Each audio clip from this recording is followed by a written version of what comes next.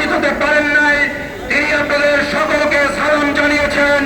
এখন আমাদের সামনে প্রধান অতিথির বক্তব্য রাখবেন বাংলাদেশ জামাত ইসলামী কেন্দ্রীয় নির্বাহী পরিষদের অন্যতম সদস্য, অবিভক্ত ঢাকা মহানগরীর সাবেক আমির, বাংলাদেশ জামাত ইসলামীর সংগ্রামী সহকারী সেক্রেটারি জেনারেল জননেতা জনাব মাওলানা রফিকুল ইসলাম খান।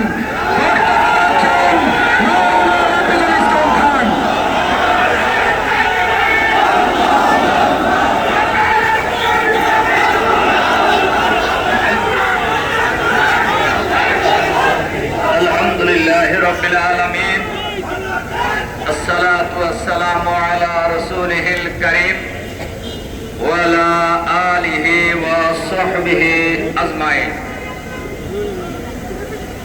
বাংলাদেশ জামাত ইসলামের কেন্দ্র ঘোষিত কর্মসূচির অংশ হিসাবে ঢাকা মহানগরীর দক্ষিণ জামাতের উদ্যোগে আয়োজিত আজকের এই বিশাল বিক্ষোভ সমাবেশের সম্মানিত সভাপতি, বাংলাদেশ জামাত ইসলামের কেন্দ্রীয় কর্ম পরিষদের অন্যতম সদস্য, ঢাকা ৮ আসন অর্থাৎ যে জায়গায় দাঁড়িয়ে আমরা আজকের এই বিক্ষোভ সমাবেশ করেছি, এই অঞ্চলের জামাত মনোনীত আসন্ন জাতীয় সংসদ নির্বাচনে জামাত মনোনীত প্রার্থী ডক্টর অ্যাডভোকেট হেলাল উদ্দিন, সঞ্চালক ডক্টর মাসুদ সহ জাতীয় নেতৃবৃন্দ, মহানগরী নেতৃবৃন্দ, সাংবাদিক বন্ধুগণ, সংগ্রামী ভাই ও বন্ধুগণ, আসসালামু আলাইকুম ওয়া রাহমাতুল্লাহি ওয়া বারাকাতুহু।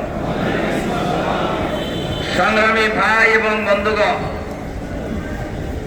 জুলাই বিপ্লবে প্রায় ২,০০০ লোক জীবন দিয়েছেন, প্রায় ৪০,০০০ লোক আহত হয়েছেন, পঙ্গু হয়েছেন, চোখ হারিয়েছেন, কান হারিয়েছেন, পা হারিয়েছেন, হাত হারিয়েছেন, অনেকেই মানবতার জীবন যাপন করছে। এই ধরনের একটি গণ অভ্যুত্থানের পর আবার দাবি আদায়ের জন্য রাজপথে নামতে হবে, এটা বাংলাদেশের মানুষ কোনো সময় আশা করে নাই। ডক্টর ইউনূস সাহেব ক্ষমতায় আসার পরেই উনি জাতির উদ্দেশ্যে যে ভাষণ দিয়েছিলেন, সেই ভাষণেই তিনি বলেছিলেন সংবিধানের মৌলিক সংস্কার তিনি করবেন, গণহত্যার বিচার করবেন, ফ্যাসিবাদের দোসর সরকারের ভিতরে বাইরে যারা আছে তাদেরকে চিহ্নিত করে গ্রেফতার করবেন, দুর্নীতির মাধ্যমে পাচারকৃত টাকা ফেরত আনবেন, দুর্নীতিবাজদের চিহ্নিত করে বিচারের মুখোমুখি করবেন। আর যে মৌলিক সংস্কার উনি করতে চেয়েছিলেন, ৬টি কমিশন উনি গঠন করেছিলেন, সংবিধান সংস্কার কমিশন, নির্বাচন সংস্কার কমিশন, পুলিশ সংস্কার কমিশন সহ ৬টি কমিশন সরকারের পক্ষ থেকে গঠন করা হয়েছে এবং সেই কমিটিগুলি দীর্ঘদিন ধরে এই দেশের লক্ষ কোটি টাকা খরচ করে কাজ করছেন।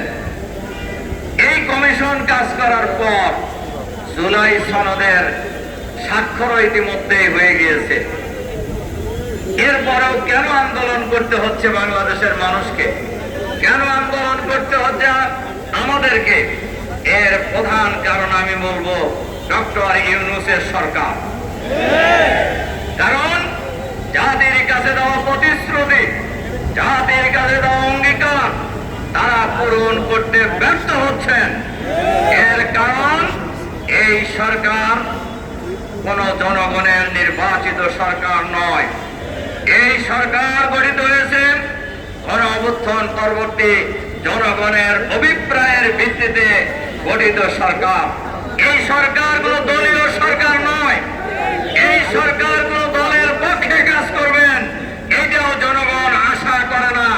কিন্তু আমরা লক্ষ্য করছি সকল দল ঐক্যমত পোষণ করলেও একটি দলের অমতের কারণে এই প্রশাসন, এই সরকার, এই অন্তর্বর্তীকালীন সরকার সেই সিদ্ধান্ত বাস্তবায়নে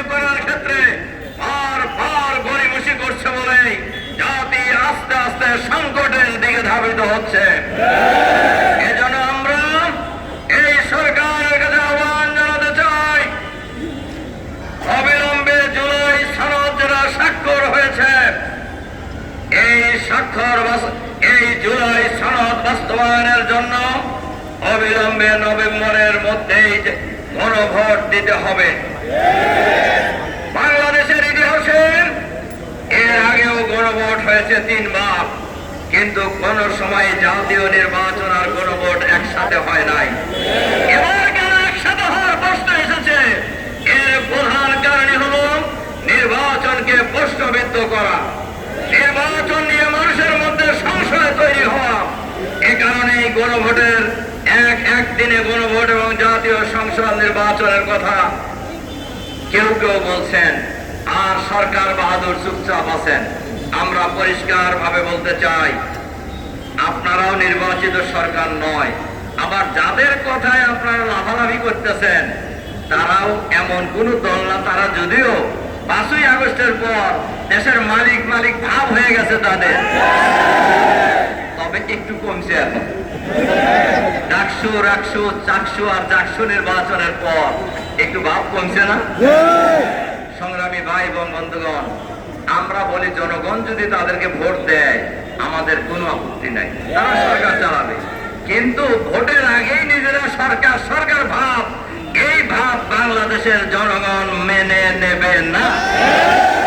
কারণ এখন যে সরকার আছে, সরকারকে বলবো, জুলাই বিপ্লব যে হয়েছে এর কোনো দলের নেতৃত্বে হয় নাই, এর কোনো নেতার নেতৃত্বেও হয় নাই। এই জুলাই বিপ্লব হয়েছে ঢাকা বিশ্ববিদ্যালয়ের ছাত্ররাই আন্দোলন শুরু করেছে কোটা সংস্কারের দাবিতে।